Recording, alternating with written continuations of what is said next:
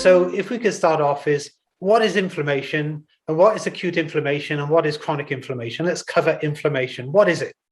Inflammation, yeah, exactly. And it's a really big subject. And I've been kind of waiting for this webinar today to really talk about inflammation and to keep kind of the concept of inflammation quite simple. So one thing I noticed that I'm always saying about inflammation so that people can get a tangible idea of it is to really realise that like inflammation are chemical signaling compounds. These are chemical signals that have been produced in our body tissues and in our immune system, and they're signals to coordinate helping our body. And the signals are stimulated from hurting ourselves, trauma. They're stimulated from, if there's any damage to the cells, so infections, trauma, toxicity, and the signals are sent out to coordinate our immune system and our stem cells to come and help that area. So essentially the signals are kind of saying, come and help me, come and help me. We need increased blood flow, we need, new cells, we're going to need stem cells, we need parts of the immune system because there might be infection. And so this is essentially the acute phase of inflammation, and it's really, really necessary, and it's kind of life-saving, and it's part of our body's mechanisms to protect and heal ourselves. Now, this is all good and well, except that sometimes it doesn't turn itself off, and then that can lead into chronic inflammation, systemic inflammation, and potentially silent inflammation. And then there are other factors that go on in our body that just create these chronic levels of inflammation, just chronic levels of signals saying, hey, there's something wrong, we need resources.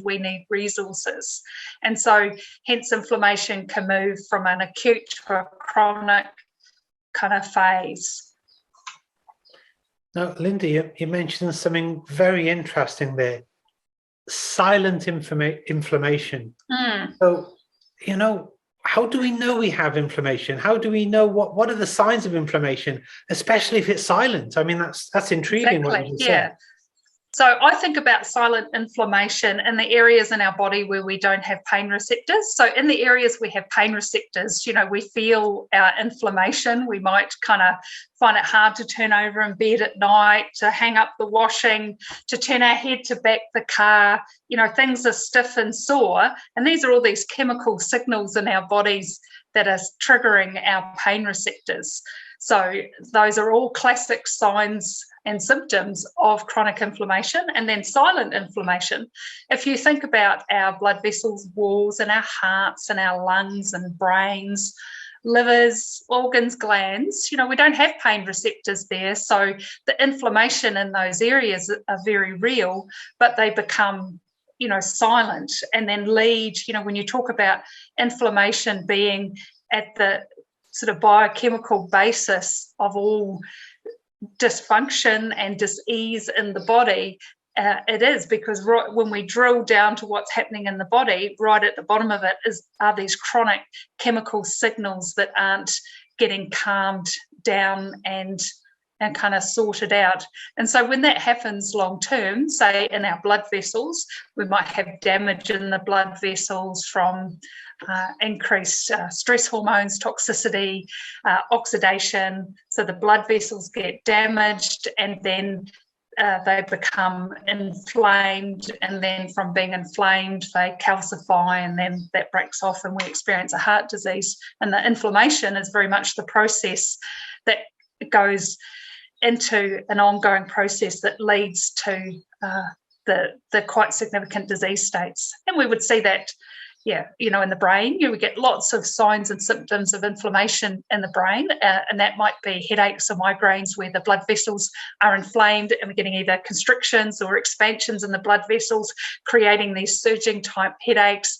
Might experience issues with our memory, with our mood very much, and generally, sometimes I'm working with people who have a lot of inflammation, and sometimes they're quite difficult to understand, and they might repeat themselves, and they get confused. And it's a delight to hear, as their inflammation is regulated, that these people become more coherent and easy to understand, and life just becomes easier for them again. So I think other things that I would look for in people in regards to inflammation are the classic signals of inflammation. But in acute inflammation, that's redness and swelling and heat. So a lot of us can probably relate to hurting areas of our body, and then those joints might become red and sore and inflamed. We might have chronic examples of that because we've overworked areas of our body. And, one thing I observe with people who are chronically inflamed is that they're often puffy and they're swollen. And what I tend to put that down to is that there are all these extra inflammatory signals in the body, and the liver can't process all those signals, and it actually the body then goes into fluid retention to sort of change the concentration of those inflammatory compounds. So hence it's quite common when people start changing their life, of their nutritional choices, their supplementation become less inflamed, that they start shrinking quite quickly. And it's not necessarily fat loss, but it's actually loss of fluid, because the triggers for the inflammation are getting reduced. Now, Linda, this is